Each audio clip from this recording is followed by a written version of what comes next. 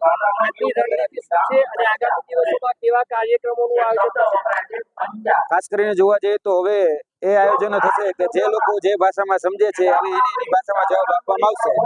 એક પશુપાલકો કહી શકાય કે આજે ભાવ ફેરના લઈ અને પોતાની માંગણી લઈ અથવા તો કહી શકાય પોતાના હકનો હિસ્સો એ ક્યાંક ને ક્યાંક માંગવા જતા હોય અને એની પર લાઠીચાર્જ કરવામાં આવે, એની પર ટીયર ગેસ છોડવામાં આવે અને એક એમાં પશુપાલકનું મૃત્યુ થાય છતાં પણ એમને ન્યાય સુદ્ધા પણ ન આપવામાં આવે અને એના વળતર માટે પશુપાલકોને યોગ્ય ભાવ મળે તેને લઈને આજે મહાપંચાયતનું આયોજન થયું છે. આવનાર દિવસોની અંદર જોઈએ છીએ આપણે કે જે પણ સહકારી ક્ષેત્રો છે તેમાં કેમિકલ યુક્ત દૂધની વાત હોય અથવા તો કહી શકાય કે સહકારની અંદર જે ભરતીની થતી વાત હોય એમાં થતા કૌભાંડો હોય એમાં થતા જે ભ્રષ્ટાચાર હોય એની સામે પણ હવે બાયો ચડાવવાનો સમય આવી ગયો છે. કેમ કે અમુક જે કોન્ટ્રાક્ટરો છે એ કોન્ટ્રાક્ટરોએ આ સહકારી ક્ષેત્રને પણ ક્યાંક ને ક્યાંક વેચી માર્યું હોય એવું અત્યારે આ જોવા સાબર ડેરીમાં તો મળી જ રહ્યું છે.